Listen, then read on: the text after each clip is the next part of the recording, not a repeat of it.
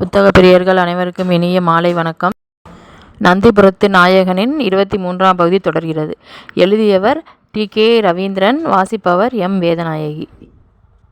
வாங்க இப்போ கதைக்குள்ளே போகலாம். ஆனால் நீ அப்படி அல்ல. எங்கள் அன்புக்கும் பாசத்துக்கும் கட்டுப்பட்டு நினைத்ததெல்லாம் நடக்கும் என்ற கனவில் உலவி வருபவள். நீ பாதிக்கக்கூடாது, அதுதான் என் விருப்பம். சரி, எனக்கு பாதகமாக இப்போது என்ன நடந்துவிட்டது? உனக்கு புரியாது. அரசியல் சூழ்ச்சிகளை நீ புரிந்து கொள்ள வேண்டாம். ஆனால் உன்னிடம் சொல்லாமல் இருந்தால் பின்னால் வருத்தப் போவதும் நீதான். இனியாவது சற்று விளக்கிச் சொல்லேன். சரி சித்ரா, நாமெல்லாம் அரசியலின் குழந்தைகள். விருப்பு வெறுப்புகள் நமக்கு கூடாது. கடைசி வரை அரசியலின் கைப்பாவைகள் என்பதே நம் விதி. இதென்ன, ஏதாவது புதிய அரசியல் பாடத்தின் பகுதியா? இதை எங்கு படித்தாய்? அரசியல் பாடம்தான், ஆனால் படிக்கவில்லை. கேட்டேன். யாரிடம்? நமது தந்தையிடமிருந்து. நீ சொல்வது ஒன்றும் விளங்கவில்லை. விளக்கமாகவே சொல்கிறேன். இனிமேல் நண்பர் சித்திரமாயனுடனான உனது பழக்கத்தை நிறுத்திக்கொள். உங்கள் பழக்கம் காதல் கனவுகளாக மாறி கோட்டை கட்ட தொடங்கிய பிறகு அது அடிபடுவதை நான் விரும்பவில்லை. அண்ணா, நீ என்ன சொல்கிறாய்? வெள்ளம் வரும் முன்னர் அணைபோடச் சொல்கிறேன். வெள்ளமா? ஆம். நாளை நீ சந்திக்க இருக்கும் ஆபத்தை தான் வெள்ளமென்று கூறினேன். ஆபத்தா? என்ன ஆபத்து? யாரிடமிருந்து ஆபத்து? சித்திரமாயனிடம் கொண்டுள்ள உனது காதல். அதற்கு ஆபத்தாக முடியப் போகும் நமது தந்தையின் ஆணை. நிச்சயம் அப்படி ஏதும் நடைபெறாது. தந்தை இதில் குறுக்கிடப் போவதில்லை. அவர் அறிவார்தானே நாங்கள் பழகுவது உண்மை. ஆனால் அதெல்லாம் அரசியல் சாணக்கியத்தின் ஒரு பகுதி என்பார் தந்தை. அந்த துயரம் வரும்போதுதான் நீ உணர முடியும். அரசியல் லாபத்துக்காக தனி மனித சுகங்களை குழி தோண்டி புதைக்க வேண்டும் என்பதுதான் சாணக்கியமாம். அதைத்தான் அவர் இதுவரை எனக்கு போதித்தார். அங்கு கற்றவையைத்தான் உனக்கும் கூறலாம் என்று வந்தேன். கேட்பதும் கேளாதிருப்பதும் உன் விருப்பம். கீர்த்திவர்மனின் வார்த்தைகள் எதுவும் சித்திரவல்லியை பாதித்தது போல தெரியவில்லை. எப்போதும் போல கீர்த்திவர்மன் தன்னுடன் விளையாடுவதாகவே அவள் நினைத்தாள். போ அண்ணா, தந்தையார் ஏதோ உன்னிடம் விளையாடி பார்த்திருப்பாள். நீ அங்கே தோற்றுவிட்டு இங்கு என்னிடம் விளையாட வந்திருக்கிறாய். இல்லை சித்திரவல்லி, நான் விளையாடவில்லை. தந்தையிடம் கேட்டவற்றையே உனக்கு கூறினேன். சாம்ராஜ்யத்தின் விரிவாக்கத்துக்காகவே சல்லாபங்கள் நடத்த வேண்டுமென்பது நமது தந்தையின் கோட்பாடு. ஒரு வகையில் அதுவும் நியாயம்தான். உழுவதும் விதைப்பதும் பயன் கருதித்தானே. விளைந்த பயிரை அறுவடை செய்து பயனடைகிறோம். பயிரை கேட்டு அறுப்பதும் இல்லை, நெல்மணியை கேட்டு சமைப்பதும் இல்லை. எல்லாம் விளைவிப்பவன் கையில். உனது பேச்சில் விரக்தி தான் மண்டி கிடக்கிறதே தவிர விவேகத்தை காணவில்லை.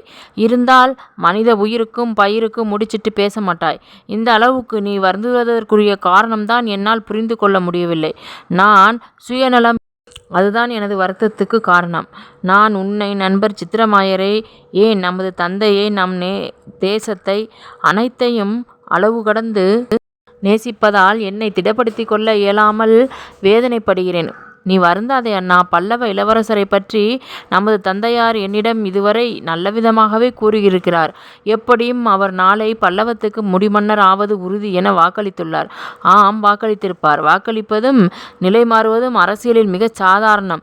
சூழ்நிலைக்கு ஏற்ப மாறும் அரசியல் வாக்குறுதிகள் அற்ப ஆயுள் கொண்டவை. இன்றைய எதிரி நாளைய நண்பனாவதும் நண்பன் எதிரியாவதும் அரசியலில் இயல்பான ஒன்று.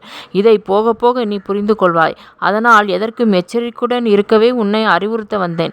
மறுபடியும் அவள் ஏதாவது கேட்டு தான் சுற்றி வளைத்து பேசக்கூடும் என்ற எச்சரிக்கையில் அவள் தவிப்பை பொருட்படுத்தாமல் கீர்த்திவர்மன் அந்தப்புரத்திலிருந்து வெளியேறினான். வாயிலை கடந்து அரண்மனையின் நீண்ட வராந்தாவில் நடந்து கொண்டிருந்த கீர்த்திவர்மனின் பார்வையில் பட்டான் சித்திரமாயன். சாளுக்கிய பூபதியை சந்தித்துவிட்டு அப்போதுதான் தனது இருப்பிடம் நோக்கி சென்று கொண்டிருந்த சித்திரமாயன் இளவரசரை கண்டதும் நின்றான். அருகில் சென்ற கீர்த்திவர்மனால் பல்லவ இளவலின் மன ஓட்டங்கள் என்னவென கிரகிக்க முடியவில்லை. அதனால் நேரடியாகவே கேட்டான். என்ன நண்பரே, தந்தையை சந்தித்தீர்களா? ஆம். என்ன கூறினார்? தஞ்சை காற்று சாளுக்கிய தேசத்தில் தென்றலாய் தவழ்கிறது என்றார். எப்போது படையெடுப்பு என்று ஏதாவது? அதற்கு அவசியம் இருக்காது என்று நினைக்கிறேன். சொல்வது புரியவில்லை. உங்களுக்கா? உங்களுக்கு புரியாத அளவுக்கா? மாமன்னர் திட்டம் திட்டுவார். தவறு நண்பரே, நீங்கள் நினைப்பது தவறு. சாளுக்கியத்தை பொறுத்தவரை மன்னரின் முடிவை மகேசன் மட்டுமே அறிவான். மகனோ மற்றவர்களோ அவர் கூறும் வரை ஏதும் அறிய எவ்வித வாய்ப்பும் இல்லை. விந்தைதான். ஆம், விந்தை என்றே கொள்ளுங்கள். சரி, விஷயம் என்ன? நந்திவர்மனுக்கு தூது அனுப்பப் போகிறார் மன்னர். இது வழக்கமான நடைமுறைதானே? போருக்கு முன் ஏதேனும் காரணத்தை கூறி தூது அனுப்புவதுதானே வழக்கம். இது அத்தகைய தூது அல்ல. சரி, சொல்லுங்கள். இது உறவுக்கான தூது. போரினால் சாதிப்பதை விட உறவுக்கரம் நீட்டி நந்தியை சொந்தமாக்க திட்டமிடும் அன்பான தூது. என்னதான் சொல்ல வருகிறீர்கள்? இன்னுமா புரியவில்லை இளவரசே? உங்களுக்காக நந்திவர்மனின் தங்கையை பெண் கேட்டு தூது அனுப்பப் போகிறாராம் மன்னர். அது மட்டுமல்ல, நந்திக்கு இசைவென்றால் உங்கள் தங்கை சித்திரவல்லியை அவருக்கு மனமுடித்து தரவும் தயாராம். இப்போது புரிகிறதா ஏன் படையெடுப்புக்கு அவசியம் நேராது என்பதை? அதுவரை மிகவும் நிதானத்துடன் பேசி வந்த சித்திரமாயன் தற்போது வெஞ்சினத்தால் வார்த்தைகளை அடக்க முயல்வதை கீர்த்திவர்மன் கவனித்தான். ஆத்திரப்படாதீர்கள் நண்பரே, ஏதேனும் காரணமின்றி தந்தை இதை கூறியிருக்க மாட்டார். ஆம், காரணம் இருக்கும். இல்லாமலா 5 நாள் வரை பல்லவத்தின் மணிமுடி எனக்கென்று ஆசை வார்த்தை பகர்ந்தவர் அதை பறித்தவனையே மருமகனாக திட்டம் தீட்டுகிறார். அத்தோடு என்னிடமே கூறி ஆலோசனை செய்கிறார். புரிகிறது கீர்த்திவர்மரே, எல்லாம் புரிகிறது. சாளுக்கியத்தின் அரசியல் உத்தி சந்தர்ப்பவாதமாக மாறி இருப்பது புரிகிறது. பொறுமை வேண்டும் நண்பரே. தந்தை இப்படி கூறினார் எனில் அதன் பின்னே பலமான காரணங்கள் மறைந்திருக்கக்கூடும். அரசியலில் நேரடியான திட்டங்களும் எதிர்மறையான திட்டங்களும் சம பங்கு வகிக்கும். ஒருவேளை தந்தையார் இந்த திட்டங்களை தாங்களிடம் கூறாமல் நிறைவேற்ற துணிந்தார் எனின் நான் அச்சமுற்றிருப்பேன். ஆனால் உங்களிடமே கூறியிருக்கிறார் எனின் அது கவனிக்கப்பட வேண்டியவை. நீங்கள் தந்தைக்கு பரிந்து பேசுவதை நான் தடுக்க முடியாது. இது பரிவல்ல, உண்மையான காரணத்தை உணர முயற்சித்தல். சரி, வாருங்கள், நாம் மாளிகைக்கு சென்று பேசுவோம். சித்திரமாயனின் தோளில் கை போட்டவாறு அவனை அழைத்து கொண்டு மாளிகைக்கு நடந்தான் கீர்த்திவர்மன். எங்கேதான் நினைத்தது போன்றே தங்கையில் காதல் கனவு சிதைந்து விடுமோ என்ற அச்சம் அவன் மனதில் ஒரு பக்கம் எட்டி பார்த்தது. சற்று தொலைவில் அந்தப்புறத்து மேல் மாடத்தில் சித்திரவல்லியின் உருவம் சோக சித்திரம் போல கண்ணுக்கு தெரிந்தது. தஞ்சை இளவரசி பகடைக்காய் என்றால் தன் தங்கையும் விதிவிலக்கற்றவள் என்ற நிலை வந்துவிடுமோ என சிந்திக்கலானான் கீர்த்திவர்மன். ஆனால் இதை அனுமதிக்க கூடாது. தந்தையை இதிலிருந்து ஈர்த்து சித்திரமாயனும் தங்கையும் இணைய வழி செய்ய வேண்டும். பல்லவ சிம்மாசனத்தில் சித்திரமாயனை இருத்த வேண்டும் என்கிற இறுதி முடிவை மனதில் பூண்டு மாளிகைக்குள் நுழைந்தான் கீர்த்திவர்மன். இருவரும் ஆசனங்களில் அமர்ந்தது. முதலில் பேச்சை தொடங்கியவன் சித்திரமாயன். நிலைமை இப்படியே தொடருமாயின் நான் இங்கு தங்கியிருப்பதில் பொருளில்லை. மீண்டும் அவசரப்படாதீர்கள் நண்பரே, நிச்சயமாக சொல்கிறேன். தந்தையாரின் திட்டங்கள் நமக்கும் சாதகம் புரிபவை. அதற்குரிய காரணத்தை அவரே நம்மிடம் விளக்குவார். நந்திவர்மனை மாப்பிள்ளையாக்கும் நினைப்பிருந்தால் அதை அவர் இதற்கு முன்னரே வெளிப்படுத்த துணிந்திருப்பார். காலம் கடந்து சொல்கிறார் எனில் அதில் ஏதோ மறைமுக எதிர்பார்ப்பு மறைந்திருக்கிறது என்றே பொருள். அர்த்த சாஸ்திரம் நானும் படித்திருக்கிறேன், இல்லை என்று கூறவில்லை. சாணக்கியர் பகையாளியை உறவாடி கெடுக்கலாம் என்றும் கூறியிருக்கிறாரே, அதையும் நீங்கள் படித்திருப்பீர்கள் அல்லவா? அப்படியானால் மன்னர் எதிர்பார்ப்பது? ஆம், அவரது எதிர்பார்ப்பு உண்மையில் உறவு பாலம் அல்ல, உளவு பாலம். உள்ளபடியே பல்லவ நந்தியை உளவறிய பார்க்கிறார். எதற்கும் பொறுத்திருந்து பார்க்கலாம் நண்பரே. ஒருவேளை அவரது எதிர்பார்ப்புகள் பொய்த்தாலும் நான் உங்களுக்கு உறுதி கூறுகிறேன், இந்த அரண்மனையில் தங்களுக்கு தக்க வாக்குறுதியை நிச்சயம் நிறைவேற்றுவேன். பல்லவ அரியாசனத்தில் இருந்து அந்த நாடோடியை விரட்டிவிட்டு உங்களுக்கு மணிமகுடம் சூட்டுவேன், இது உறுதி. கீர்த்திவர்மனின் சூளுரை கேட்டு சித்திரமாயன் சிலிர்த்தான். அதிர்ஷ்ட காற்று தன்னை விட்டு இன்னமும் நீங்கிவிடவில்லை என்கிற மகிழ்ச்சி அவனன் முகத்தில் பிரகாசிக்கத் தொடங்கியது. தஞ்சை தரணியின் பசுமை போர்த்திய வயல்வெளிகளை கடந்தவாறு அந்த ராஜதரங்கள் புழுதியை கிளப்பி பாய்ந்து கொண்டிருந்தன. சுல்லென்று எரிக்கும் சூரிய கதிர்கள் மேலே விழாதவாறு அடர்ந்த மரங்கள் இருபுறமும் ஓங்கி வளர்ந்து நிழல் பரப்ப சாலையில் குளுமையான சூழல் பரவலாக இருந்தது. நீண்ட தூர பயணத்திலும் மேடு பள்ளம் நிறைந்த சாலையின் தாக்கத்திலும் களைப்பு மேலோங்கி நின்றாலும் சுற்றுப்புறங்களின் வளமையும் குளுமையும் வழிப்பயணத்தை இனிமையாக்குவது போல் உணர்ந்தனர் விமலாதேவியும் மதுரவல்லியும். 100க்கும் மேற்பட்ட புரவி வீரர்களின் பாதுகாப்புடன் ராஜதரங்கன் பயணிப்பதை ஆங்காங்கே கழனியில் பணியில் இருக்கும் ஆண்களும் பெண்களும் கண்கொட்டாமல் என்று பார்த்து கழித்தனர். நேற்று அதிகாலையில் வெள்ளி முளைக்கும் மென்னே ரதத்தில் ஏறி அமர்கையில் வேண்டாவிருப்பாகவே இந்த பயணம் மதுரவல்லிக்கு பட்டது.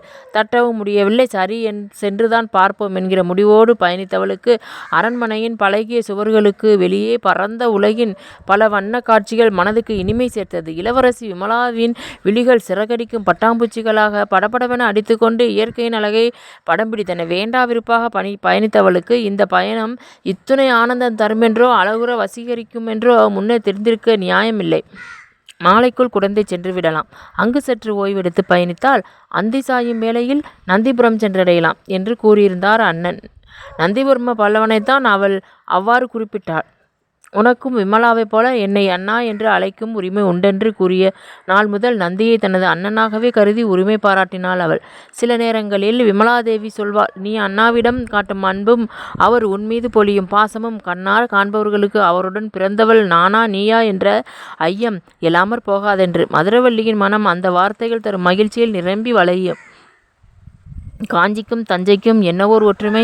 எங்கு பார்க்கினும் மானுயர்ந்து நிற்கும் ஆலய கோபுரங்கள், சிவசிவ நமோ நாராயண என்னும் தெய்வ திருநாமங்களின் கோஷங்கள், அர்ச்சனைகள். ஆனாலும் தஞ்சையின் அழகிலும் இயற்கை வளத்திலும் காவிரியின் கைங்கரியம் சற்று மேலோங்கி நின்றது. காவிரி பாய்ந்தோடும் அந்த கவினழகு பூமிதான் சோழ நாட்டின் தலைநகரம். உறையூர் சோழர்கள் ஒரு பக்கம் திரை செலுத்தி வாழ்ந்தாலும் முத்தரையர் அரசோச்சும் தஞ்சை தரணியிலே பல்லவத்தில் ஆதிக்கம் பெற்று விளங்கியது. பசுமையை அள்ளி தெளிக்கும் வயல்வெளிகள், அவ்வப்போது கூட்டம் கூட்டமாக பறந்து வந்து நெற்கதிர்களில் அழகிட்டு பசியாறி பறந்து செல்லும் மஞ்சை இனங்கள். ஆகா, காவிரித்தாயின் மடியில் மகிழ்வுடன் துயிலும் மழலை போல தெரிகிறாள் தஞ்சை தரணி. ஆனாலும் அந்த அழகின் பேரொளியாக என்னை ஆட்கொள்ளும் பெருமான் அரங்கன் அல்லவா? அவனொன்றோ அனைத்திலும் மேலான பேரெழில் காணும் காட்சிகள் அனைத்திலும் கலந்து நிற்பவன் அவனொன்றோ? நீரெலாம் நிலமெலாம் நீள்கதர் ஒளியலாம், காரெலாம் கழனியலாம் கார்மேக வண்ணனே, சீரெலாம் சிறப்பெலாம் சிந்தை சேர் எழிலலாம், பேரெலாம் பார்மீது பரந்தாமன் திருநாமம். மதுரவல்லியின் இசைநயம் கலந்த இனிய குரல் காதில் மெல்லியதாகவே விழவே விமலாதேவி வியப்புடன் கேட்டாள், மதுரா, தஞ்சை தரணி உன்னை தமிழில் கவிபாட தூண்டுகிறதோ? மனம் போன போக்கில் ஏதோ வார்த்தைகளை வளைத்து போட்டு முணுமுணுக்கிறேன்.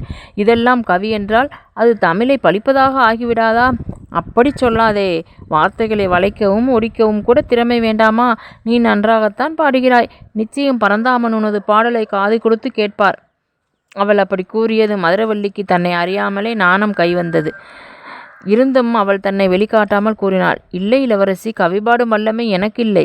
மனப்போன போக்கில் மழலையர் வண்ண குழம்புகளை வாரி இறைப்பது போல எண்ணக்குளவிகளை ஈன்றெடுத்து பாடுகிறேன். இவை கவியல்ல, பாமரனின் பாடல். சொன்னால் அவ்வாறேனும் பாடல் இசைக்க முடிகிறதே என்று இரும்புதைது. அன்றி என் போல இப்படி எந்த நாளும் வெறும் காட்சி பொருளாக கடனே என்று இருப்பதில்லையே. கவலைப்படாதீர்கள். இன்னும் சில நாட்களில் தஞ்சை உங்களை தமிழ் பாடச் செய்யும். நந்திபுரம் சென்று விட்டால் நாவ செய்யும் சொற்களெல்லாம் நற்கவியாம் உருமாறும். அதென்ன அப்படி சொல்கிறாய்? காஞ்சியில் கவி பாட தெரியாதவள் இங்கு மட்டும் எப்படி? காஞ்சியில் உங்களை கவராத பேரழகும் அமைதியும் இங்கே கொட்டி கிடக்கின்றன. அவை உங்களை பாட வைக்கும். என்னமோ சொல்கிறாய், பார்ப்போம். ஆனால் ஒன்று, காஞ்சியில் கிடைக்காத பேரானந்தம் நேற்று முதல் என் நெஞ்சை நிறைக்கிறது என்பது மறுக்க முடியாத உண்மை. பார்த்தீர்களா? அதைத்தான் நான் சொன்னேன். சரி சரி, நீ பாடலை இசைப்பதை ஏன் நிறுத்தினாய்? தொடர்ந்து பாடு.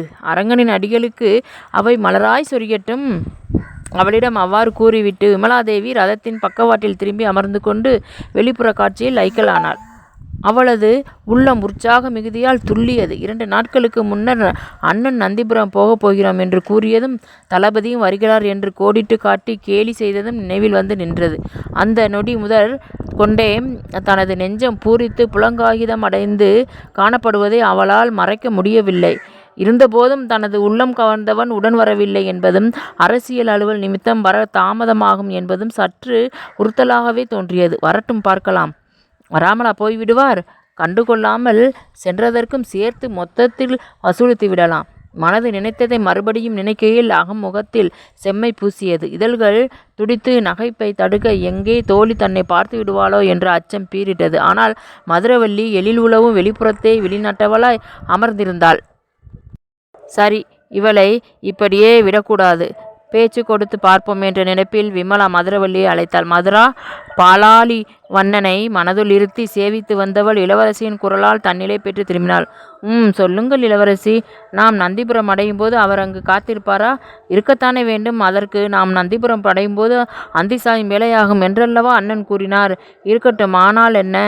அவர் இருக்கிறார் என்றால் நள்ளிரவே ஆனாலும் பரவாயில்லை. ஆமாம், இந்த அவர் யார்? அது புரியவில்லையே. இதுதானே வேண்டாம் என்பது. தெரியாமலா நீ பதில் கூறினாய்? சே, நந்திபுரம் செல்லும் வேலையை தான் நான் சிந்தித்தேன். இன்னமும் குடந்தைக்கே நாம் வரவில்லை. அதற்குள் நந்திபுரமா என்ற குழப்பத்தில் உங்கள் கேள்வியை கிரகிக்கவில்லை. வேண்டாம், விளையாடாதே. இந்த ரதத்துக்கு உள்ளேயே உன்னை அடித்து கொன்று விடுவேன். ஆகா, அடியேனின் பாக்கியம்! அரங்கனை அடைய அதிக நாள் காத்திருக்க தேவையின்றி போய்விடும். மரணத்தை தழுவ அவ்வளவு அவசரமா? மரணம்தானே மாதவனின் மலரடியில் சேர்க்கும். அதனால் மரணம் வந்தால் ஆறத் தழுவி விடைபெறுவேன். இப்படியெல்லாம் பற்றற்று நிற்க உன்னால் எப்படி முடிகிறது? பற்றில்லை என்று யார் சொன்னது? உலக இன்பங்களை உய்த்துணரும் பற்றின்றி பரந்தாமன் பாதமே பற்றென்று பற்றி கிடக்கிறேன். இதுவும் ஒரு பற்றுதானே மதுரா? உலக இன்பங்களை உய்த்துணர தயக்கம் ஏன்? அதிலும் இந்த பருவ வயதில் மனதினை ஈர்க்கும் காதல் உன்னை ஏன் ஈர்க்கவில்லை இளவரசி? காதல் என்ற வார்த்தைக்கு உங்களால் பொருள் கணிக்க முடியுமா? பொருள் தெரியாமலா நான் காதல் வயப்பட்டிருக்கிறேன்? இல்லை இளவரசி, உங்களுக்கு தெரிந்த அர்த்தங்களில் எல்லைக்கோடு மிகவும் குறுகியது. புரியவில்லை. ஒரு பெண்ணும் ஆணும் இளமை பருவத்தே ஒருவர் துணை ஒருவர் நாடி உள்ள குறிப்புகளை பரிமாறும் நிகழ்வை, அதன் தொடர்ச்சியை நீங்கள் காதல் என்று கூறுகிறீர்கள். ஆமாம், ஆனால் காதலுக்கான எனது விளக்கம் இன்னும் சற்று விரிவானது. அதைத்தான் சொல்லேன். பருவ கிளர்ச்சியால் உந்தப்பட்ட ஓர் ஆணும் பெண்ணும் ஒருவருக்கு ஒருவர் கொள்வதல்ல காதல். காதலின் உண்மையான அர்த்தம் ஒருவரிடம் ஒருவர் காட்டும் அசைக்க முடியாத அன்பு. இந்த அன்பு பாலுணர்ச்சியால் மட்டுமே ஏற்பட வேண்டும் என்பது இல்லை, பக்தியின்பாலும் ஏற்படலாம். ஆழ்வார் சுவாமிகள் அதைத்தான் சொல்கிறார். உலகின் எழில் எல்லாம் ஒன்று திரண்டு நிற்கும் பரம்பொருளை பார்த்து சொல்வார், நான் உன்னை வணங்குதல் மட்டும் பணியென நின்று விடவில்லை. உன்பால் காதல் வயப்பட்டிருக்கிறேன். உன் திருப்பாதம் சரணடைய ஏங்குகிறேன் என்று மனமுருகுவார். இங்கே காதலுக்கு பக்தியின் முதிர்ச்சி என்று பொருளாகிறது. ஓ, அற்புதமான விளக்கங்கள் மதுரவல்லி. நீ எனக்கு தோழியாக வாய்த்தமைக்கு நானும் அந்த பரந்தாமனிடம் நன்றி கூற வேண்டும். இதை கூறிக்கொண்டு அவள் தனது தோழியை கட்டி தழுவி உச்சி மீது முத்தமிட்டாள். ரதங்கள் குடந்தை நகரின் எல்லையை அடைந்திருந்தன. மன்னர் குடும்பத்தையும் பரிவாரங்களையும் வரவேற்க நகர எல்லையில் நகர்மன்ற தலைவரும் பல்வேறு திருக்கோயில்களின் அர்ச்சகர்களும் திரளான மக்கள் கூட்டமும் ஒன்று திரண்டு காத்திருந்தனர். ரதத்தில் இருந்து நந்திவர்மன் இறங்கியதும் மற்றொரு ரதத்திலிருந்து விமலாதேவியும் மதுரவல்லியும் கீழே இறங்கி நகர எல்லையில் அவர்கள் அளித்த ராஜ மரியாதையை ஏற்றுக்கொண்டனர். பின்பு அருகில் இருந்த பழமரத் தோட்டத்துக்கு அழைத்துச் செல்லப்பட்டு நார்க்கட்டிலில் அமர வைக்கப்பட்ட அரச குடும்பத்தினருக்கு பசியாத உணவு வழங்கப்பட்டது. உடன் வந்த படைவீரர்களுக்கும் தேவையானவை வழங்கப்பட்டு அவர்தம் புறவிகளுக்கும் நீரும் ஆகாரமும் அளிக்கப்பட்டு அவற்றை ஒரு நாளிகை நேரம் ஓய்வெடுக்க விட்டனர். நந்திவர்மனுக்கும் தங்கைகளுக்கும் நகரமன்ற தலைவர் குடந்தையின் சிறப்புகள், கோயில்களின் பெருமை என அனைத்தையும் விலாவாரியாக எடுத்துரைக்க கால் நேரம் போவதே தெரியாமல் அவர்கள் அவற்றை செவிகுளிர கேட்டனர். நந்திபுரம் செல்ல வேண்டும் என்கிற எண்ணம் எழவே குடந்தை பெருமக்களிடம் விடை பெற்று கொண்டு நந்திவர்மனும் ஏனையோரும் எழுந்து கொள்ள மறுபடியும் அவர்களது பயணம் தொடங்கியது. மாலை மங்கிக் கொண்டிருந்தது. மாதவன் விடைபெற்று கொண்டு புறப்பட தயாரான போதுதான் அவர்களின் இதயங்கள் குடந்தை சாலையில் நந்திபுரம் நோக்கி விரைந்தன. இப்போது நந்திபுரத்தை எட்டப் போகிறோம் என்கிற ஏக்க விழிகளுடன் பயணித்த விமலாதேவி மௌன பூட்டுகளால் இதழ்கள் மூடி சாய்ந்து அமர்ந்திருந்தாள். மதுரவல்லியின் இதழ்கள் மந்திரம் போல மாயவன் புகழ்பாடி கொண்டிருந்தன. அந்தி சாயத் தொடங்கியிருந்ததால் பாதைகளின் சீரற்ற தன்மையை கருதி புறவிகளை மெதுவாக செலுத்தினான் தேரோட்டி. சற்றேறக்குறைய முன்னிரவின் முதல் ஜாமத்திடையே நந்திபுரத்தின் எல்லைக்கு நந்திவர்மனும் படை வீரர்களும் வந்து சேர்ந்தனர். இவர்களது வரவு கோட்டையில் உள்ளவர்களின் கண்களில் படவே ராஜ பேரிகைகள் முழங்கலாயின. பந்தங்கள் ஏந்திய படைவீரர்களின் வரிசை அசைந்து வர தேர்கள் இரண்டும் ராஜபாதையில் விரைந்து செல்ல தொடங்கின. இதோ வந்துவிட்டோம் என்று மதுரவல்லி சொல்லி முடிப்பதற்குள் தேர்கள் இரண்டும் கோட்டை வாயிலை அடைந்து நிலை நிற்க நந்திவர்ம பல்லவன் முதலாவதாக ரதம் விட்டு இறங்கி நிற்க அடுத்ததாக இளவரசி மதுரவல்லியும் தங்கள் ரதத்தில் இருந்து கீழே இறங்கினர். கோட்டையின் காவல் தலைவரும் ஏனைய பிரதானிகளும் கலச கும்பங்களுடன் புரோகிதர் புடைசூழ முதன்முதலாக வருகை புரிந்துள்ள ராஜ குடும்பத்தினரை வரவேற்க காத்திருந்தனர். கொம்புகள் முழங்க, முரசம் கொட்ட, சங்கம் குரலெழுப்ப கோட்டை வாயிலை நோக்கி அடியெடுத்து வைத்த நந்திவர்மன் மற்றும் இளவரசி ஆகியோரை எதிர்வந்து வரவேற்று முறையாக அழைத்துச் சென்று கௌரவம் செய்தனர் கோட்டையின் காவல் பிரதிநிதிகள்.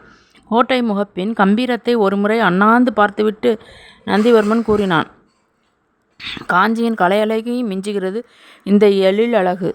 ஆம் மன்னவா, நம் தளபதியாரின் உற்சாகமான உழைப்பும் உருக்கமற்ற இரவுகளின் எண்ணிக்கையும் தான் இதன் சிறப்புக்கு காரணம் என்றான் கோட்டை தலைவன்.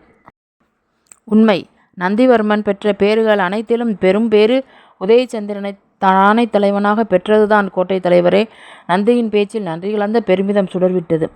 அருகே நடந்து வந்து கொண்டிருந்த விமலாதேவியின் செவிப்புலன் அண்ணனின் வார்த்தைகளை ஈர்த்து பெருமகிழ்வு கொண்டது. கோட்டைக்குள்ளே அமைந்த மாளிகையை அடைந்ததும் புரோகிதரும் ஏனைய பிரதானிகளும் விடை பெற்று கொள்ள கோட்டை தலைவர் மட்டும் மன்னரின் கட்டளைக்காக காத்திருந்தார். தலைவரே, நம் சேனாதிபதியார் இன்னமும் வரவில்லையா? இல்லை அரசே, அவர் தங்களுடன் வருவார் என்றே கருதியிருந்தோம். அப்படித்தான் இருந்தது. ஆயின் இடையில் வேறொரு அவசிய பணி நிமித்தம் அவர் செல்ல வேண்டியதாயிற்று. பணி முடித்து இங்கு வந்துவிடுவதாக கூறியிருக்கிறார். எந்த நேரமும் வரக்கூடும். வந்ததும் எம்மை வந்து பார்க்கச் சொல்லுங்கள். தங்களுக்கும் இளவரசியாருக்கும் பேரமைச்சர் மகளுக்கும் உணவு தயாராக உள்ளது. எடுத்து வைக்கச் சொல்லட்டுமா? சற்று பொறுங்கள், கால்நாளிகை செல்லட்டும். இந்த உடைகளை சற்று களைந்து நான் உடல் சுத்தி செய்து கொள்ள வேண்டும். அதுபோலவே தங்கைகளுக்கும் ஏதேனும் தேவை இருக்கலாம். அதற்கும் ஆவணம் செய்துவிட்டு வாருங்கள். பிறகு உணவருந்தலாம். நல்லது மன்னவா, இதோ வந்துவிடுகிறேன். கோட்டை தலைவன் அகன்றது. மாளிகையின் உட்புறத்து தனது விழிகளால் ஆராய்ந்தான் நந்திவர்மன். அவனது விழிகள் வியப்பால் விரிந்தன. இவன் சரியான கலாரசிகன். இந்த மங்கிய வெளிச்சத்திலேயே இதன் அழகு கண்ணை பறிக்கிறது என்றால் பகலில் எப்படி இருக்கும்? சுவரில் பதிக்கப்பட்ட சிற்பங்களும் ஓவியங்களும் நந்திவர்மனின் நெஞ்சில் நீங்கா இடம் பிடித்து உதயச்சந்திரனை பாராட்டியது. அரசே, வாருங்கள், உடல் சுத்தி செய்ய செல்லலாம். கோட்டை தலைவன் அழைக்கவும் சிந்தனையை சற்று அடக்கி அவனுடன் நடந்தான் நந்திவர்மன். நந்திபுரம் வந்ததும் நாயகரை காண முடியவில்லையே என்கிற ஏக்கம் இளவரசியை வருத்தி எடுக்க வேண்டாவிருப்பாக எதிலும் நாட்டமின்றி மாளிகையின் மறுபுக்கம் மஞ்சத்தில் வீழ்ந்து கிடந்தாள் விமலாதேவி. இளவரசி, நீராடச் செல்வோமா? நம்மை அழைத்து செல்ல பெண்கள் வெளியே காத்து நிற்கின்றனர். மதுரவல்லியின் சொற்கள் விமலாவின் காதுகளில் வீழ்ந்ததாகவே தெரியவில்லை. அவள் மஞ்சத்தில் கவிழ்ந்து படுத்து கண்ணீர் உகுத்தாள். மதுரவல்லி அவள் அருகில் அமர்ந்து கூந்தலை வருடியவாறு கேட்டாள். என்ன இது? வந்த இடத்தில் இப்படியா நடந்து கொள்வது? அண்ணன் பார்த்தால் என்ன நினைப்பார்? முதலில் எழுந்து நீராடி உடைமாற்றி தயாராகுங்கள். அதற்குள் தளபதியார் வந்து விடுவார். அவள் கூறிய கடைசி வரி அவளுக்கு உரைத்தது போல் துள்ளி எழுந்து விட்டாள். உண்மையாகவா சொல்கிறாய் மதுரா? சொல், உண்மையாகவா? ஆம் இளவரசி, உண்மையைத்தான் உரைக்கிறேன். வாருங்கள், நீராடச் செல்வோம். அதன் பின்னர் விமலாவின் நடவடிக்கையில் மாற்றம் நிகழ்ந்தது. அணிய வேண்டிய ஆடைகளை எடுத்துக்கொண்டு மதுராவுடன் அறையை விட்டு வெளியேறி நீராடச் சென்றாள். சிறிது நேரத்தில் உடல் சுத்தி செய்து உடைமாற்றி கொண்டு உணவு உண்ண தயாராக வந்த நந்திவர்மனுடன் நீராடி வந்த தங்கைகளும் சேர்ந்து கொள்ள அவர்களுக்கு இரவு உணவு பரிமாறப்பட்டது. உணவில் கை வைக்காமல் மோட்டு வளையத்தையே பார்த்து கொண்டு அமர்ந்திருந்த தங்கை நிலை பார்த்து மனதுக்குள் சிரித்து கொண்டே நந்திவர்மன், விமலா, நான் உனக்கு ஊட்டி விடட்டுமா? இல்லை, உதயன்தான் வர வேண்டுமா என்றான் சிரித்தவாறு. ஆனால் அவனது கேலி பேச்சு அவளை எந்த வகையிலும் பாதித்ததாக தெரியவில்லை. உணவை வெறித்து பார்த்து கொண்டு குனிந்து அமர்ந்திருந்தவளை எப்படி இயல்புக்கு கொண்டு வருவது என்பதில் தன் சிரத்தையை செலுத்தலானான் அந்த பல்லவ சிங்கம். எப்படியோ ஒரு விதமாக தங்கை தாமா சமாதானம் செய்து உண்ண செய்த நந்திவர்மன் அவர்களை சென்று உறங்கச் சொல்லிவிட்டு மாளிகையின் முன்பகுதிக்கு வந்தான். அங்கே அவனது ஆணைக்காக கோட்டை தலைவன் காத்திருந்தான். தலைவரே, தளபதியார் வர தாமதம் ஆகலாம். வந்ததும் அவரை ஓய்வெடுக்கச் சொல்லுங்கள். ஆகட்டும், நானும் ஓய்வெடுக்கச் செல்கிறேன். பிறகு ஒரு விஷயம் சொல்லுங்கள் அரசே. இப்போதே தஞ்சைக்கு ஒரு தூதுவரை அனுப்பி முத்திரையரை இங்கு வரச் சொல்லுங்கள். நான் இங்கு இருப்பதை கூற மறக்க வேண்டாம். உத்தரவு. அடுத்த நாளை மாலை இங்கு வரும் நமது விருந்தினரை வரவேற்க தேவையான அனைத்து ஏற்பாடுகளையும் செய்துவிடுங்கள். நந்திபுரமே விழாக்கோலம் கொண்டு அவரை வரவேற்க வேண்டும். ஆகட்டும். சரி, நீங்கள் செல்லுங்கள். இனி வேறேதும் இருப்பின் நாளை கலந்து பேசலாம். கோட்டை தலைவர் விடைபெற்று சென்றதும் நந்திவர்மன் ஓய்வெடுக்கச் சென்றான். 2 நாட்களாக நீண்ட தூரம் பயணம் செய்து வந்த களைப்பு தற்போதுதான் வெளிப்படத் தோன்றியது. புதிய மாளிகை, புதிய மஞ்சம், புதிய சூழல் என அனைத்தும் புதுமை நிறைந்த போதும் மனது மட்டும் தொலைதூர தேசத்துக்கு சிறகடித்து பறந்தது. ராஷ்டிரகூடத்தின் அரண்மனை மஞ்சத்தில் தன்னையே நினைத்து தவிப்புடன் கண்மூடி வழியின்றி கிடப்பாளே ஒரு கன்னி. இன்று அவள் இங்கும் வந்துவிட்டாளா? நந்தியின் மனதிலும் காதல் கலகம் செய்தது. நாளை விடியும்போது உதயன் இங்கு இருப்பார். இப்போது சென்று துயில்கொள் என்ற அண்ணனின் ஆறுதல் மொழிகளை செவிமடுத்து அந்தப்புறம் நோக்கி வந்த இளவரசி விமலாதேவியும் மதுரவல்லியும் அந்த அந்தப்புறத்தின் அழகில் சொக்கித்தான் போனார்கள். கண்கவரும் வண்ண கலவைகளால் பார்க்கும் இடமெல்லாம் நெஞ்சம் அள்ளும் இனிய காட்சிகளை எழில் ஓவியமாக்கி மேல்விதானம் எங்கும் பறவை செய்திருந்ததை அந்த மெல்லிய விளக்கு வெளிச்சத்திலும் பார்க்க முடிந்தது. நந்தவனத்து தென்றல் நாடிவர 4புறமும் சாளரங்களை மறைக்கும் சீனத்து படுதாக்கள், அதிலும் அழகு மிளிரும் ஓவியங்கள். மஞ்சத்தின் அருகில் ரதி மன்மத சிற்பம். மன்மதனின் கையில் மலர்வில்லாய் வளையும் ரதியின் அழகு கொள்ளையோ கொள்ளை. சேரத்து தேக்கினால் ஆன மஞ்சமும் அதில் மெல்லிய துகில் போர்த்திய இலவம் பஞ்சினால் ஆன படுக்கையும் அடடா, ரசனையின் உச்சத்தில் உருவாக்கிய அந்த அந்தப்புறத்தின் சயன அறை விமலாதேவியை வசீகரித்து மயக்கியது. அழகு சொட்டும் ரதி மன்மத சிற்பத்தை கண்கொட்டாமல் பார்த்து பரவசமான விமலா விரக தாபத்தால் விம்மி பெருமூச்சு விட்டாள். அவள் நெஞ்சம் உதயச்சந்திரனின் வருகைக்காக ஏங்க துவங்கியது. வந்தாலும் அவர் இந்த அறைக்கா வரப்போகிறார் என்ற எண்ணம் ஒருபுறம் எழுந்தாலும் அவனது பரந்த மார்பில் சாய்ந்து கருவளையத்துள் சிக்கொண்டு கனியிதழ் பற்றி சுவைக்கும் அந்த ஆரம்ப பாடம் படிக்க மனது ஏங்கியது. நல்ல வேளை மதுரவல்லி அந்த அறையில் இல்லை. அவள் விபரம் புரிந்தவள். அந்த அறையில் சூழல் தனக்கு சரிவராது என்பதை உணர்ந்து அவள் வேறு அறை நாடி சென்றிருந்தாள். சாளரத்தின் வழியே மெல்லிய தென்றல் போன்று இளங்குளிரை சுமந்த காற்று வந்து சென்றது.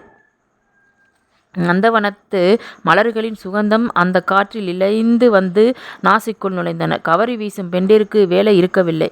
அவர்கள் காத்திருப்பு பட்டியலில் கால் கடுக்க நின்றனர். சிறிது அங்கும் இங்கும் உலவி தன் உள்ள கிளர்ச்சியை ஒருநிலைப்படுத்திய இளவரசி மஞ்சத்தில் ஏறி சாய்ந்து கொண்டாள். எதிரில் அந்த ரதிமன்மத சிற்பம் அவளை பார்த்து புன்னகைத்தது. விமலா மனதுக்குள்ளே கூறிக்கொண்டாள், அவர் மிகுந்த ரசிகர். கூடவே நாணம் வந்து உடலை கண்களை மூடிக்கொண்டாள். அதிகாலை வெள்ளி முளைக்கு முன் அவள் விழிகள் விழித்து கொண்டன. காலையில் உதயன் உன் முன் இருப்பான் என்றுதானே அண்ணன் கூறினார், இன்னும் வரவில்லையே என்கிற நினைவுடன் எழுந்து சாளரத்தின் அருகே சென்றார். நந்தவனம் இன்னும் இருளின் தழுவலில் இருந்து மீளவில்லை. செவ்வரி ஓடிய கண்களிலிருந்து மோதிச் சென்ற இளங்காற்று இதமாக இருந்தது. விடியலை சந்திக்கும் விழிகளின் தாபத்துடன் அவள் அங்கேயே கால் கடுக்க நின்றாள். திடீரென ஏதோ ஒன்று தன் மேனியின் ஸ்பரிசத்தது போல் உணரத் தொடங்கினாள். அந்த ஸ்பரிசம் தன்னை இன்பத்துடன் ஆழ்த்துவதை உணர்ந்தவள் அதற்கு காரணமானவனையும் தெரிந்து கொண்டாள். காத்திருந்து களைத்து விட்டாயா? மெல்லிய கிசுகிசு குரலில் அவள் காதுகளில் மந்திரம் போல விழுந்த அந்த குரல் தேனாக இனித்து நெஞ்சை நிறைத்தது. ஏன் இந்த மௌனம்? பேச மாட்டாயா? உதயச்சந்திரனின் உதடுகள் மறுபடியும் மந்திரம் சொல்ல துடிதுடித்து அவளது இதழ்கள் அவனை பேசவிடாமல் தடுத்து மூடி முத்திரை பதித்தன. கருவளையங்களுள் சிக்கொண்டு கனநேரமும் வீணாக்காமல் காத்திருந்தன. பலனை அனுபவித்ததில் கருத்தானாள் அவள். சிலையாக நின்ற ரதி மன்மத சிற்பங்கள் உயிர் பெற்று எழுந்தது போல அந்த காதல் பறவைகள் கட்டுண்டு நின்றன. விழி சிவந்து இதழ் வெளுக்க இடைவளைத்து சாய்ந்த அந்த கொடிமலரின் முகத்தோடு முகம் சேர்த்து முனகலாக மகிழ்ந்தன தலைவனின் குரல். தேவி, நந்திபுரம் எப்படி? நந்திபுரம் எப்படி என்றேன். என் நாயகனின் ரசனையைப் போல். அற்புதமான வரிகள் விமலா. உன்னிடம் தமிழையும் கற்கலாம் போல. வேறென்ன கற்றுவிட்டீர்கள்? சொல்லட்டுமா? சொல்லுங்கள். என் காதலியிடம் இருந்து களவியலை கற்றுக்கொண்டேன். அபத்தம். எது அபத்தம்? கற்று தந்தவரே கற்றதாக உரைப்பது. நானா கற்பித்தேன்? பிறகு ஞான் நோக்குங்கால் நிலம் நோக்கி பின்பு தான் நோக்கி மெல்ல நகும் பால பாடத்தை நீதானே எனக்கு உணர்த்தினாய். எதற்காக வள்ளுவரை வம்புக்கு இழுக்கிறீர்கள்? வம்புக்கா இழுத்தேன்? வழக்குக்கு சாட்சி ஆக்கினேன். ஒன்றும் வேண்டாம். கடலரசன் அழைக்க நதியழகி ஒன்று கலந்தாள். இங்கும் தவறுகிறாய். நந்தியழகி நாடி வர கடலரசன் தழுவினான். எப்படியோ. அப்பப்பா, உங்களிடம் பேசி வெல்லவா முடியும்? ஏன் முடியாது? உன் விழிகளை விடவா என் மொழிகள் கூர்மையானவை? அந்த விழிகளும் உங்கள் உடைமைதானே. ஆக அபாரம். இறுகிய கருவளையங்கள் மறுபடியும் இருக இருவரின் இறுக்கத்தில் இருவர் ஒருவராகி கல்லாய் சமைந்தனர். இப்போது அந்த அறைக்குள் எவர் நுழைந்தாலும் இரு ஜோடி சிற்பங்கள் இருக்க காண்பார்கள். நந்திபுரம் நான் எதிர்பார்த்ததை விடவும் அற்புதமாகிவிட்டது தானே தலைவரே. இந்த கோட்டையின் வனப்பும் பாதுகாப்பும் உள்ளபடியே எனது நெஞ்சை தொட்டுவிட்டது. இதற்காக உம்மை எத்தனை முறை பாராட்டினாலும் தகும். வருடத்தில் சில மாதங்கள் இங்கிருந்து அரசாட்சி பணிகளை மேற்கொள்ளலாம் என்ற எண்ணம் கூட துளிர்க்கிறது. என்ன சொல்கிறீர்கள்? இளவரசி விமலாதேவியிடம் விடைபெற்று கொண்டு புறப்பட்ட உதயச்சந்திரன் தனது காலை வேலைகளை முடித்து நீராடிய பின் உற்சாகத்துடன் மாளிகைக்குள் நுழைய அங்கே காத்திருந்தார் பல்லவ பேரரசர் நந்திவர்மன். மகிழ்ச்சியில் திளைத்த இருவரும் அவரவர் பயணங்களை பற்றிய விவரங்களை பரிமாறிக்கொண்ட பின் காலை உணவை முடித்து கொண்டு கோட்டையை பார்வையிட புறப்பட்டனர். கோட்டையின் மதிர்ச்சுவர்களை ஒட்டியவாறு அமைக்கப்பட்டிருந்த ஆயுத சேகரிப்பு அறைகள், வீரர்களின் ஒளித்தாவளங்கள், பல்வேறு ஆயுதங்களின் குவியல்கள், கோட்டை முகப்பில் எட்டு திக்கும் காணும் வண்ணம் எழுப்பப்பட்டிருந்த கண்காணிப்பு கோபுரங்கள் என பலதும் பார்த்து முடித்த பின் கோட்டை மதிலை சுற்றிலும் அமைக்கப்பட்டிருந்த அகன்ற அகழியை பார்வையிட்டு மகிழ்ந்தார். இதன் அகலமும் ஆழமும் சற்று அதிகமாகவே உள்ளது தளபதி. ஆம் அரசே, வழக்கம் போலன்றி அவற்றை அதிகப்படுத்த நான் தான் கூறினேன். நல்லது. கோட்டை தலைவரே, அகழியில் உள்ள முதலைகளுக்கு பசியார உணவு வழங்க மறந்துவிடாதீர்கள். பின்பு அவை கரையேறி இறை தேட வந்துவிடும். இல்லை மன்னா, தினமும் தேவையான மாமிசம் அழைக்கப்பட்டு அவற்றை திருப்தி செய்கிறோம். எந்த வகையிலும் அவை நீரை விட்டு வெளியேற முடியாது. அகழியின் கரைகள் அபாயகரமானவை. புரிந்து கொண்டேன். அணு அணுவாக ஆய்ந்தபடி கோட்டையை பார்த்து வியந்தவாறே நந்திவர்மன் வடக்கு பகுதியை அடைந்ததும் நின்றான். அந்த பகுதியில் அமைக்கப்பட்டிருந்த கண்காணிப்பு மற்றவற்றை காட்டிலும் உயரமாக அமைந்திருந்தன. கோட்டையின் வடக்கு பகுதியில் அகழிகள் வெட்டப்படாமல் அடர்ந்த காட்டை அரணாக கொண்டு அந்த பகுதி அமைக்கப்பட்டிருந்தது. உதயா, இந்த பகுதியில் அகழி காணப்படவில்லையே? ஆம் மன்னவா, இப்பகுதி பழைய கோட்டையில் இருந்தவாறே புதுப்பிக்கப்பட்டது. இதில் மாற்றங்கள் ஏதும் செய்யவில்லை. அது ஏன்? இந்த கானகம் அகழியை போன்றே பாதுகாப்பானது என்பதால். இங்கே அடர்ந்தோங்கி வளர்ந்துள்ள மரங்களும் அதிகமாக படர்ந்து பரவியுள்ள விஷமுள் கொடிகளும் எதிரிகளின் முன்னேற்றத்தை தடை செய்யக்கூடியன. அது மட்டுமின்றி ஆபத்து காலத்தில் கோட்டையிலிருந்து வெளியே மாளிகைக்கு உள்ளிருந்து வெளிச்செல்லும் சுரங்கம் ஒன்று உண்டு. அது சென்று சேருவதும் இந்த கானகத்தின் மைய பகுதியில்தான். அப்படியானால் இங்கே கண்காணிப்பு சற்று அதிகமாக தேவைப்படலாம் இல்லையா? ஆம் அரசே, அதனால்தான் கோபுரங்கள் அதிக உயரத்துடன் அமைக்கப்பட்டுள்ளன. இவைகளிலிருந்து பார்த்தால் கானகம் தொடங்கும் இடம் வரை கண் பார்வையில் விழும். சரி கோட்டை தலைவரே, இங்கு கண்காணிப்பு ஈடுபடும் வீரர்களுக்கு சரியான பார்வை திறன் உண்டா என சோதனை செய்து பணிக்கு அமர்த்துங்கள். உத்தரவு மன்னவா.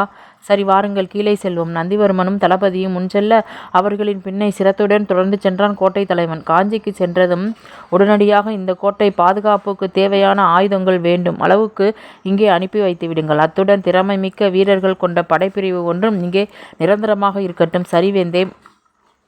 கோட்டையின் பாதுகாப்பு பற்றியும் நந்திபுரத்து மக்கள் பாதுகாப்பு, வாழ்க்கை தரம் போன்றவை பற்றியும் பல்வேறு தகவல்களை பரிமாறிக்கொண்டு சுரங்கப்பாதை வழியே கானகம் வரை சென்று திரும்பி பார்வையிட்டு நந்திவர்மனும் தளபதியும் மாளிகைக்கு வந்து சேர்வதற்குள் கதிரவன் உச்சியை தொட்டிருந்தான். மாளிகைக்கு வந்தவர்கள் ஆலோசனை மண்டபத்தில் அமர்ந்து அங்கே தவழ்ந்து வந்த தழுவி சென்ற காற்றின் சுகத்தை உணர்ந்தவாறு மறுபடியும் உரையாடலை தொடங்கினர். பிறகு வீரமல்லரை அந்த வேடர் குடியிலேயே விட்டுவிட்டு வந்து விட்டீரா?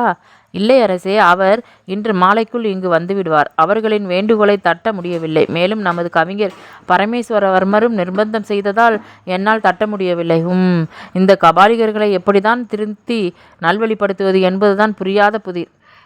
ஏன், நமது தேவர் இல்லையா? அவர் திருத்தி நல்வழிக்கு திரும்பவில்லையா? உண்மை. அப்படி தனிப்பட்ட ஒருவர் இருவரை நம்மால் நல்வழிப்படுத்துவது எளிது. ஆனால் கூட்டமாக வாழும் இந்த பித்தர்களை நல்வழிப்படுத்துவது சற்று கடினமான செயல் அல்லவா? அதை பற்றிய சிந்தை தற்போதைக்கு வேண்டாம்.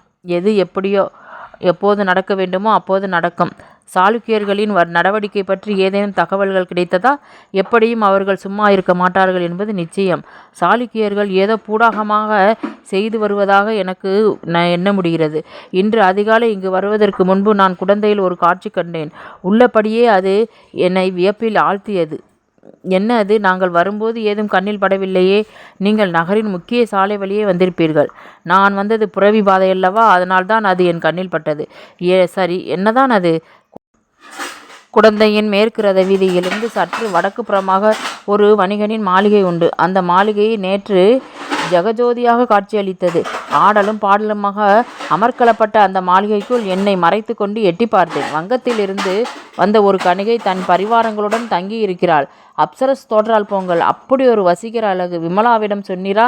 விமலா? அவளிடம் எதற்கு? இதை நந்திவர்மனின் தடம்பாரும் நையாண்டி பேச்சு உதயச்சந்திரனுக்கு எரிச்சலை மூட்டியது. இல்லை, அப்சரஸ் போன்ற அழகியை பார்த்ததை அவள் அறிந்தால் என்ன சொல்வாளோ? அப்சரஸ் என்போர் மயக்கும் மோகினிகள். அவர்களை நம் வீட்டு நங்கையருடனா ஒப்பிடுவது? சரி சரி, நான் ஏதோ வேடிக்கைக்கு கூறினேன். சினம் வேண்டாம், விஷயத்துக்கு வாரும். நான் சொல்ல வந்தது யாதெனில், இந்த வங்க தேசத்து கணிகை குடந்தையில் குடியேற ஏதோ தக்க காரணங்கள் இல்லாமல் இருக்காது.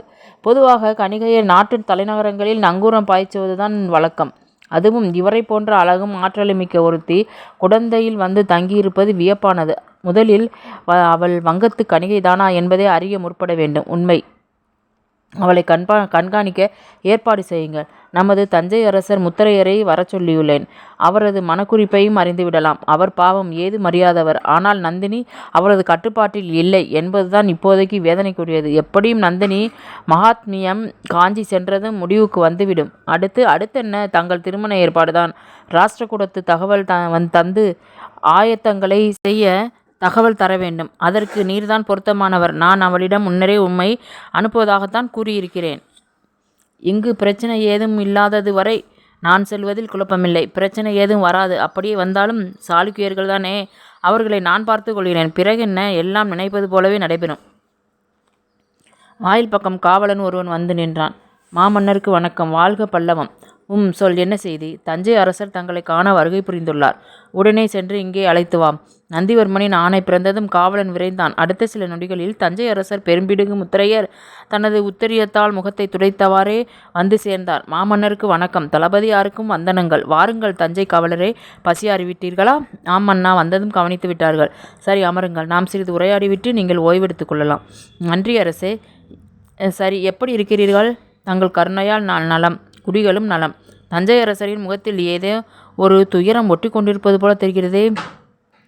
இது உதயச்சந்திரனின் கேள்வியானாலும் அதை ஆமோதிப்பது போல நந்திவர்மனும், ஆமாம், நானும் தான் கேட்க நினைத்தேன். என்ன அது? உங்கள் முகத்திரையில் ஒரு வாட்டம். அப்படி ஏதும் இல்லை மன்னவா. பயண களைப்பு முகத்தில் படிவதால் வாட்டமாக தெரிந்திருக்கலாம். அன்றி தளபதியாரும் தாங்களும் நினைப்பது போல எனக்கு வாட்டம் ஏதும் இல்லை. இல்லாமல் இருப்பது நல்லதுதான். ஆனால் இருக்கவும் வாய்ப்புண்டு. அப்படி என்ன வாய்ப்பு? எனக்கே தெரியாமல் பெரும்பாலான நிகழ்வுகள் தங்களுக்கு தெரியாமல் தான் நடைபெற்று கொண்டிருக்கின்றன. புரியவில்லையே. நமது பேரமைச்சர் உங்களை சந்தித்திருப்பாரே? இல்லையே. தகவல் வேதும் தரவில்லையா? இல்லை மன்னவா. நல்லது. தஞ்சை அரசே, நாட்டின் பாதுகாப்பு முன்னைவிட பலப்படுத்த வேண்டிய தருணம் இது. அதனால் அதிக கவனம் தேவை. அந்நிய ஊடுருவல்கள் இங்கே, அதுவும் பாண்டிய ஊடுருவல்கள் இப்பகுதியில் அதிகம் காணப்படுகின்றன. இங்கே இப்படியோர் கோட்டை எழுதுவதற்கான காரணம் நமது பாதுகாப்பை கருதியே. அதனால் நீங்களும் எச்சரிக்கையாக இருங்கள். புரிகிறது வேந்தே. மற்றுமொன்று கூறுங்கள்.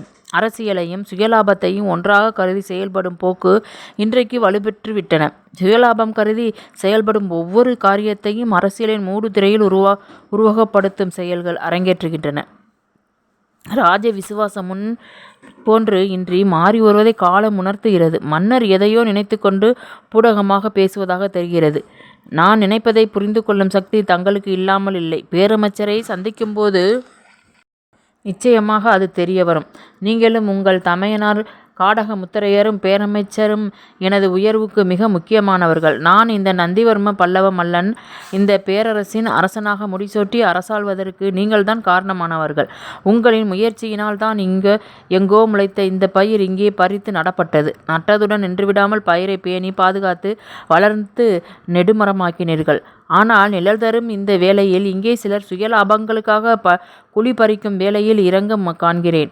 மன்னா, இன்னமும் நீங்கள் எதை எண்ணி என்னிடம் இவற்றை கூறுகிறீர்கள் என அறியேன். ஆனால் ஒன்று, முத்தரையர் எந்த சூழலிலும் பல்லவத்துக்கு துரோகம் இழைக்க மாட்டான், துரோகத்துக்கு துணை போகவும் மாட்டான் என்றும் பல்லவத்தின் எழுச்சியில்தான் இந்த கிழவனின் பங்கு இருக்குமே அன்றி வீழ்ச்சிக்கு ஒரு நாளும் விலையாக மாட்டான். இது போதும்.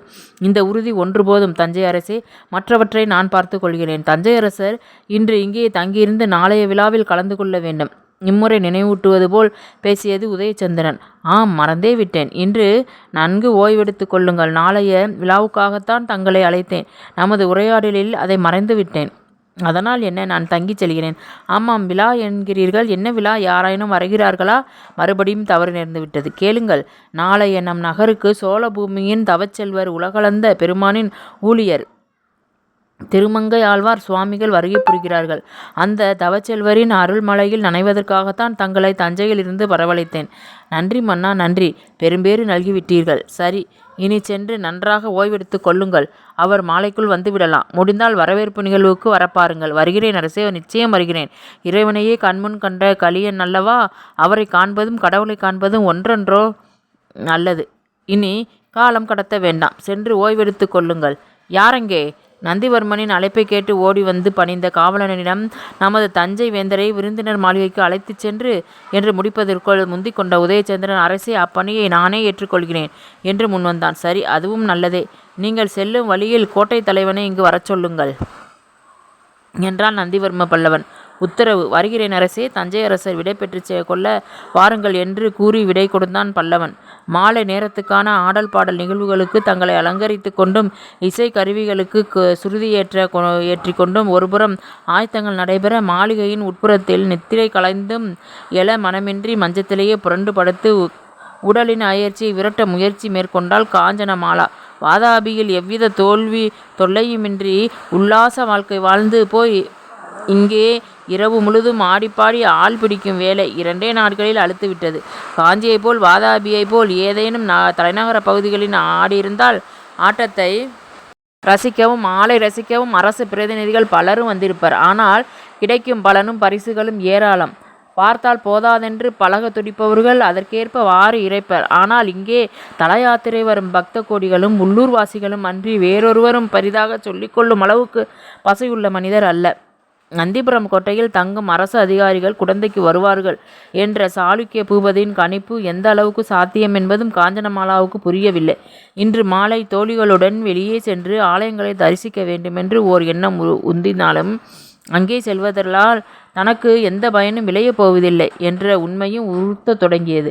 வீணாக கண்விழித்து இரவு முழுவதும் ஆடிப்பாடி இங்கே சாதிக்கப் போவது எதுவுமில்லை என்பதை எப்படித்தான் அந்த சாளுக்கிய வேந்தனுக்கு தெரிய வைப்பது என்ற கவலையும் ஆட்டிப்படைக்க அவிழ்ந்த மார்க்கச்சையையும் கலைந்த மேகலையையும் மஞ்சத்தில் ஆதரவற்று கிடந்த எதை பற்றியும் கவலையின்றி கார்கூந்தல் களைய கைவளைகள் நழுவ பாதிவிழி மூடி படுத்திருந்தவளின் அலங்கோல நிலை கண்டு நாணி தலை கவிழ்ந்து நடுக்கமுடன் அழைத்தாள் சேடி. தேவி!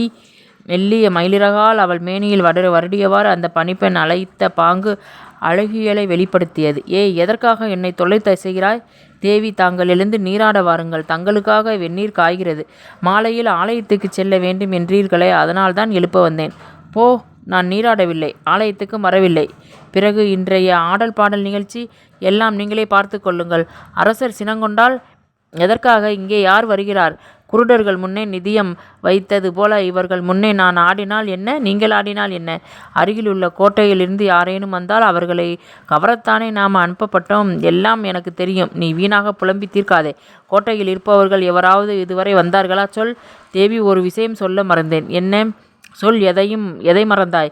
நேற்று பின்னிரவு வேளையில் இவ்வழியே ஒரு வெண்புறவி வந்தது. அதில் பயணித்தவர் நம் மாளிகை அருகே புறவியை நிறுத்தி முகத்தை மூடிக்கொண்டு எட்டி பார்த்தார். உள்ளே வரவில்லை. ஆனால் சாளரத்துக்கு அருகில் நின்று இங்கு நடக்கும் ஆடல் பாடலை கவனித்தார். பிறகு வெளியில் இருந்தவர்களிடம் ஏதோ தகவல் சேகரித்தது போல தோன்றியது. இதெல்லாம் இப்போதுதான் சொல்வாயா? வந்தவர் ஆள் எப்படி? வாட்டசாட்டமான இளைஞனா, முதியவராம்? எடுப்பான இளைஞன். அவரது நடையும் உடையும் ஏதோ பெரும் பதவியில் இருப்பவரை போல காட்டியது.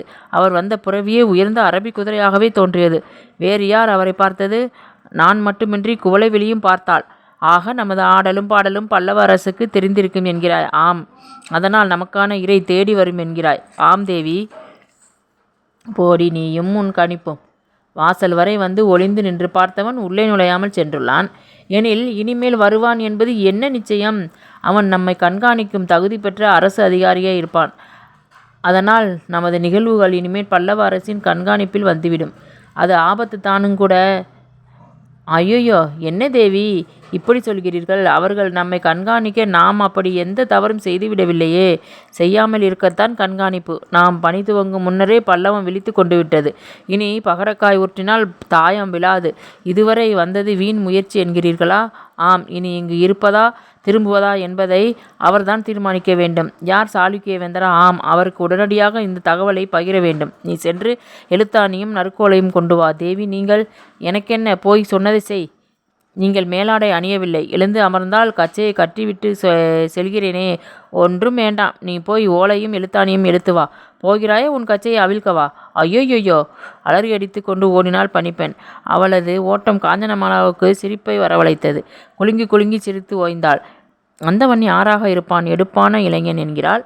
ஒருவேளை நந்திவர்மராக இருக்குமோ? நிச்சயம் அவராக இருக்க முடியாது. அவர் காஞ்சியில்தான் இருக்க வேண்டும். இங்கே வரும் வாய்ப்பு நிச்சயம் இருக்காது. பிறகு யார்? அவரது வீர தளபதி உதயச்சந்திரன் என்பவரோ? அவரும் இங்கு வந்திருப்பார் என்பதற்கு எனக்கு என்ன வாய்ப்பு? ஆனால் வந்தவர் வெண்புறவில் வந்தார். அதுவும் கலையான அரபியன் குதிரை என்கிறாளே, அவளுக்கு சிறிது அசுவ ஞானம் உண்டு.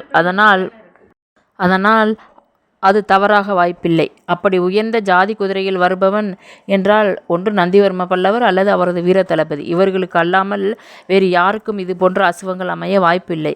குவளைவெளி பார்த்ததாக சொல்கிறாள். அவளை வர சொல்லி வந்தவன் ஓவியத்தை தீட்டச் சொன்னால் போயிற்று.